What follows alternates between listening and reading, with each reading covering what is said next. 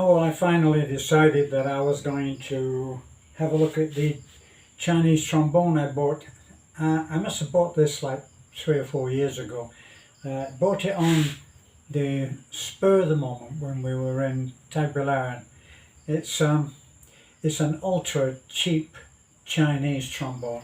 Now, the Chinese make some beautiful instruments, but mainly, from my experience, what they make they make cellos. I know that they make cellos and violins, so they make string instruments and they do a really good job. But when it comes to brass instruments, I think that they go back into the cheap thing. And anyway, this was incredibly cheap. So I'll show you what we're starting off with.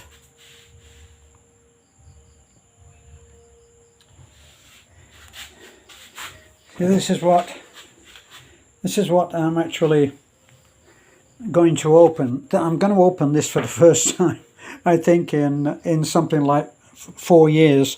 I tried it once, and I actually didn't want to go through the embarrassment of trying, after being off the instrument so long, trying it in the store. It's not, playing the trombone or a brass instrument is not an occasional thing.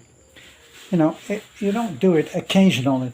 It's like if you were a long distance runner and you hadn't been running for a long time, you wouldn't suddenly enter a race and think that everything was going to be fine. So I didn't think everything was going to be fine. But what I'm now planning on doing is finding out what's wrong with the instrument. So at least you can share what the bad news is, because as I said, this was caught in the torrential rain. Let me get more over onto that. It was caught in the torrential rain when the typhoon hit, and it hasn't been looked at since, so it might be green moldy or something. Now what I did find out was that when I went to play it the first time, I tried to blow a few notes on it. Now if you haven't been playing for a long time, and for me probably it would have been quite a few years, maybe 8 or 10 years I hadn't played. So plus it's a cheap instrument.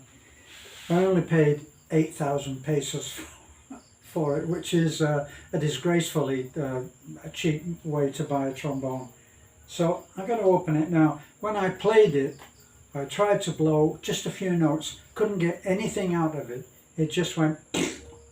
So I knew that there must be something wrong with the trombone, but I'm no more an instrument repairman than I am a mechanic, which really means something.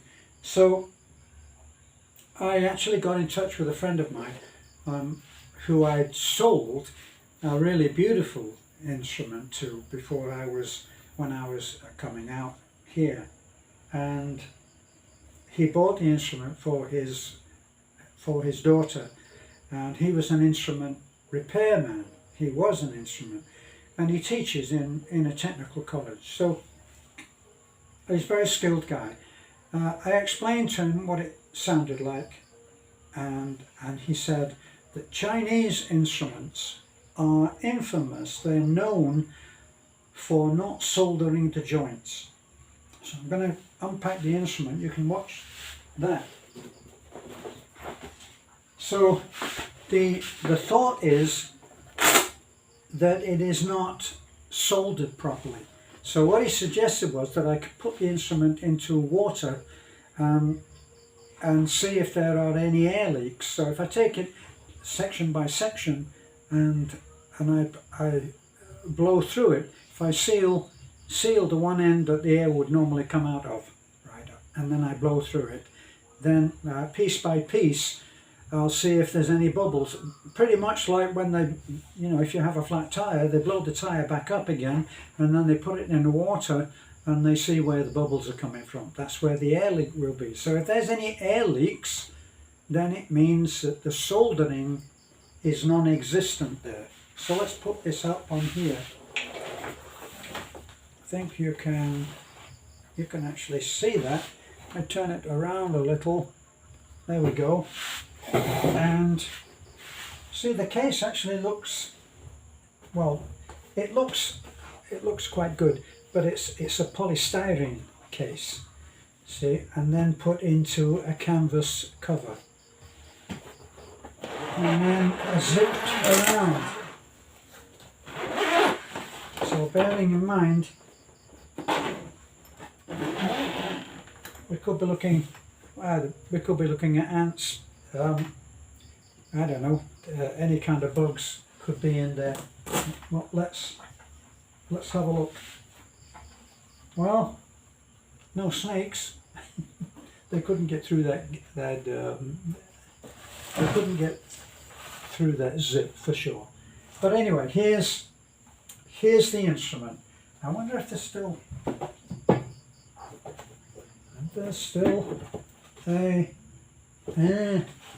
I don't see a mouthpiece. Well, never mind about that. So there's no mouthpiece there. The mouthpiece is somewhere, and I'll have to find it. But anyway, it looks okay. Now, the biggest suspect is probably this thing here. This, when you're blowing through an instrument, blowing through anything, there's quite a bit of moisture in your breath, and it gathers in the bottom here as you're playing. It gathers, and that's why you have this little key. If you can look at this key, and has a spring on it so that it returns and seals, and it has a cork on it. Whether you can see that, let me see. Where are we looking? See, in that cap there's a cork. Sometimes it's as simple as it might be the cork that he's worn, so you get a little piece of cork and you glue it in there, and it would solve the problem. Or you'd have to fit a new spring. I don't know where I'd get a new spring from. I've actually been on a broadcast in the UK when I was a professional musician, and had the whole seating and everything just popped off. So literally I had to bind this up with tape, seal it permanently, completely, until I could do a repair, and had to empty the water out the old-fashioned way, going like that. See, so with a trombone, right, this is the outer slide. Okay, let's show you this. Probably most people have never seen an instrument up close. Now you can see here that that's a joint there, and so is this a joint. Now if my friend is correct and they have not done enough soldering on this to make it right, then that's where the leak may be. Now there's also pieces here where perhaps it could be leaking. I don't think that is onto a hole, it's onto like a flange which allows it to be there. That's what you hold the instrument on. So this is the outer slide. All right, and there's a little rubber thing on the end, so you can actually rest the trombone on the end while you're not playing, while you're counting bars, and it won't wear away the bottom. Right, so let's put that there. That's the outer slide, and this is the inner slide. Now you can see that this is two parallel tubes. They're running parallel, and on a really beautiful instrument, on an American instrument, right? And the Japanese are making fine instruments as well, but I'm no expert on that. This looks okay, but who knows? It could be totally out of alignment. Obviously, those two slides are moving up and down, so they need to be perfectly in line. The gap between the tubes here must be exactly the same all the way along. Now, this part here is called the stocks, and whether you can see there or not, I'm really not quite sure. But this part from there to there is slightly larger, and so the slide actually moves on those and doesn't touch quite so much this here, and the seal is made here. So who knows, that maybe the fault is there. I may never ever get to play this instrument if I can't make the sound go through without leaking. So this has to be perfectly in line, and it has to be perfectly together there. So if you lay this down, the two, to make it look there,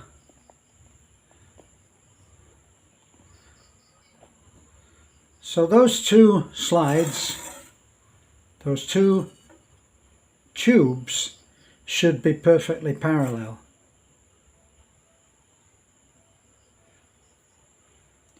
Now, in my mind, there's no question that the finest brass instruments for me have always been American, but there have been many different companies. The British have made them, obviously the Japanese make them now, and actually under, I think it's under Yamaha, which is strange, isn't it? Because my bike, which I've just got recently, is Yamaha. So the Japanese will usually go into something very well, but the Americans had it down, and the American instrument that I always absolutely loved playing was the King, and that was made in Cleveland, Ohio, and the original Kings were up to, I think, up to about 1970, but I'm only guessing. There are people who love the history on this and know the numbers. You can look at the number on a King, and by the number you can go online and you can find out what year. I'm talking about an old one now. You can find out what year it was made, and up to a certain year they were being made on the original way, original source of metal, so everything was original, and the instruments were beautiful. They were absolute joy to play, and I had a used King, and the one of my choice was a 2B. Now my idol was J.J. Johnson, who was a jazz player who literally was, to me, was the king of playing. He was the jazz maker. He played the instruments so incredibly well, and I think he played a 3B, which is a slightly larger bore, right? So going on to looking at what is going here. Oh, look at that. It still has the price on it. So what does it say?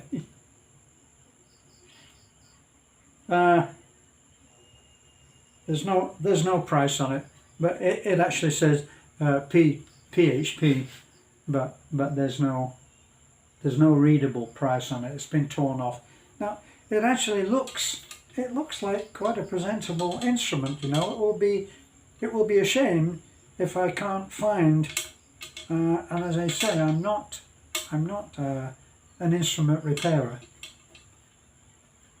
So you've got the bell that the sound comes out of, and it's very important what all of this metal is made of. And one of the King 2Bs that I had was a silver sonic, and it was the bell from here right down to here was made of sterling silver. Actually was made of solid silver, and it produced a certain sound.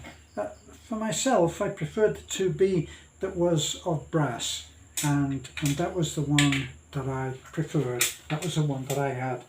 And this here is a little lock. You put that on and that will keep the two pieces together. So I'll let you have a look at what the trombone looks like when it's put together.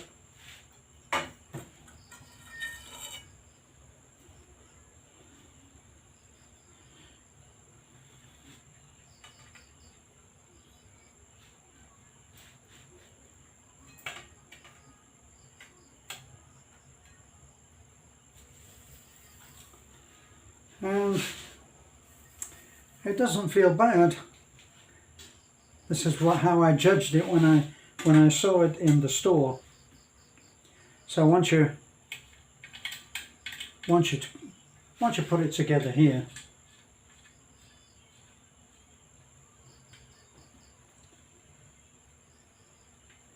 and then you've got a working trombone. The thing about the trombone is that I've heard it described as a perfect instrument. It's a perfect instrument in that there are no marks on the slide as to where each note is found.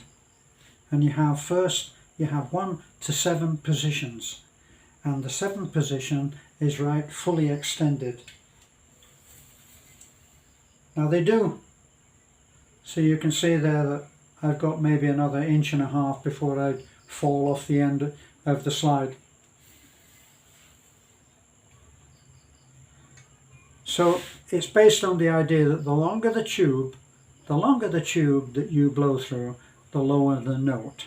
So then you combine that with the tension of your lips. As you tense up a little bit, you'll go into a high, what they call harmonics, and you go into a higher harmonic. So you have the first position, and you'll have all of the notes that would be on the first position, right? And then you go down to the 2nd position, and then you'd have all the notes that are on the 2nd position, but they would start a semitone, a half tone down. So then you go to the next position, so that would be 2nd position, then you'd be coming down to 3rd position, and you'd have another series of notes. And then as each one goes, so you start off where you're going ba-da-da-dee, ba-da-da-dee, ba-da-da-dee, and then as you go down, you have the same set of relative to each other, the notes that you would be able to attain. Now, it's important that you're playing the same in the same tuning as everybody else. So what you have is you have a tuning slide here. Now, as I said, the shorter the tube, the higher the note, or the sharper the note. So normal tuning would probably be about there for concert pitch, which would put you in the same. But when you start playing and you warm up, this is the first thing that you have to attend to, and you would tune it on by listening to the note that's being given, say by the piano in the band, and that's the way that you would do it. So you'd hold up here like this, and then you would be doing that. Now here's a really strange thing that I noticed, is that some people who are ambidextrous, they can play, obviously, they can play either hand. Now I'm not ambidextrous, and I could only ever play with the right hand working the slide. Now with the right hand working the slide, the instrument is being heard mainly by my left ear. So you can just turn this around.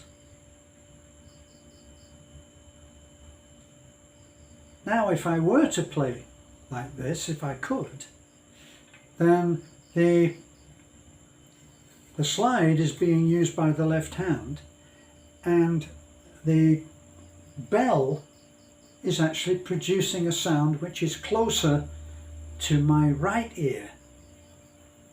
I could never do it. It sounds so completely strange to me that I could never do it. Not even get a tune out of it. It was extraordinary.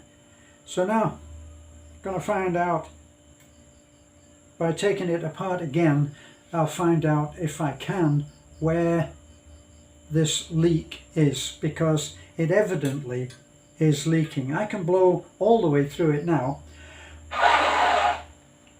and that's blowing through completely unimpeded, so it's not blocked up. So it must be leaking, as my friend suggested. Now when he told me that, I thought, yeah, and I put it back in the case, and this is the first time that I've had it out since. So obviously my friend has very little regard for Chinese instruments. India is also making instruments now as well, but you'll find that they're still in the learning process. Although I know that they make some fine string instruments. Well, that's as much as I can do right now, with just an introduction to what I may find out. And then if I can find, hopefully I will find a simple solution like one of these joints. Wouldn't it be wonderful? I'll test it out and test it, and it'll be leaking just here, and I'll solder it back up. I bought a soldering iron and soldering plugs, so maybe I'll be able to start playing again, because right now I can't even play badly on this, which was never a challenge to me before. So I will put this away.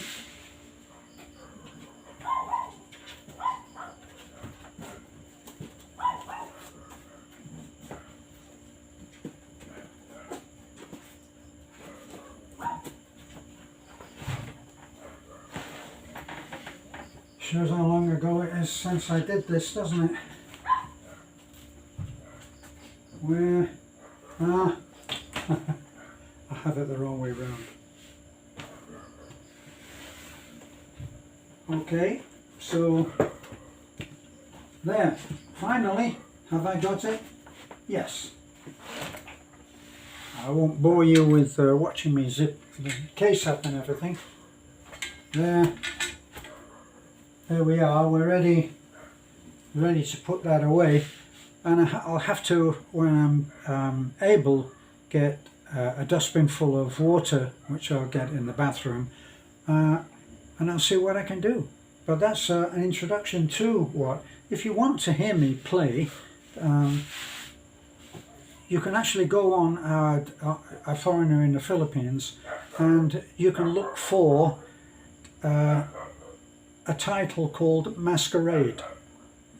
Now for some reason when my wife titled that, she didn't put that it was me playing the trombone. So there's no clue there, it just says, I think it just says Masquerade. So if you go there and check in and type in Masquerade, you'll hear me playing when I was playing quite well. Not when I was playing as a professional, but I was playing quite regularly, and that was in Fort Myers, and there's a story to that, of course, as well. So thanks for looking in. If you're interested in what happens with this, you can tune in, and it will have trombone somewhere in the title, I hope. But you know how Beth is on her titles. It'll probably have something about a giraffe or an elephant or something. We'll see. Bye for now.